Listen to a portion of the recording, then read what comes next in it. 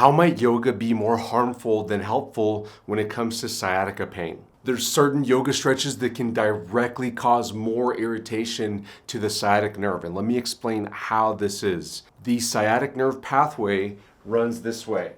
It starts up at the skull, as you can see that green strap that's there, runs down through the spine, goes on the inside of the pelvis here, and then pops out on the outside right here in this bone. Then it runs down on the back of the thigh and all the way down the back of the knee to the foot, all the way to the toes. So because the sciatic nerve is relatively on the back of the body, it's going to be stretched if you do any sort of motion that brings your foot towards your head. Now what you need to know is nerves have a certain flexibility built into them.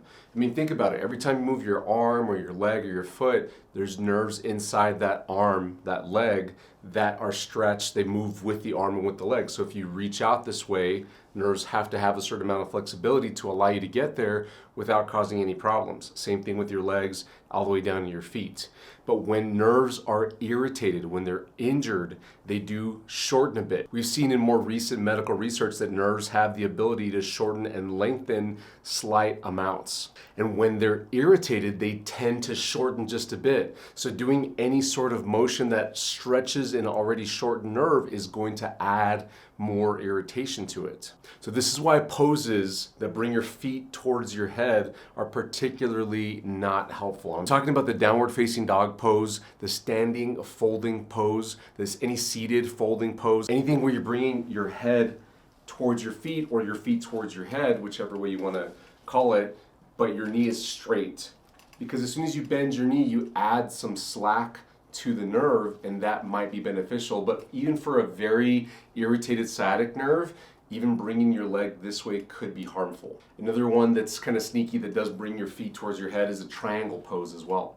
Now, what I'm not saying is that yoga is terrible always. There's definitely a good time and place to do yoga, and I encourage patients to do it, but ideally when they're healthy. It has great ability to increase your flexibility, improve your balance, and to a degree increase your strength. I mean, weightlifting is going to increase your strength even more than yoga, but if you're already pretty weak and you start doing yoga, you're going to get a little bit stronger. But if you're looking to do yoga for the first time and you've never done it before and you're trying to treat your sciatica problem with it, it's probably not the best idea to begin doing yoga for the first time for a sciatica issue. But what will for sure help a sciatica problem?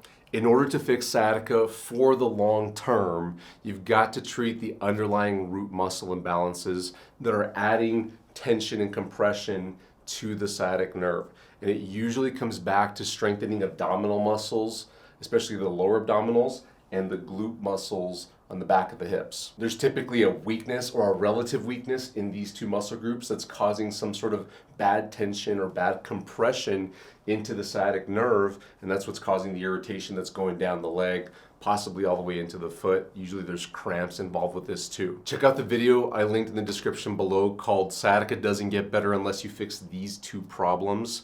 And also there's a link for our whole playlist of videos that we've done over the years for sciatica. You'll find all kinds of proper exercises, advice, and what to do and what not to do to heal a sciatica problem for the long term. Hey, thanks so much for watching. Give us a thumbs up if this video was helpful for you. Also, subscribe to our channel if you haven't already, and turn on our notification bell so you don't miss out on any of the helpful videos. And please share this with somebody that you think needs to see this. Thanks so much. See you in the next video. Bye-bye.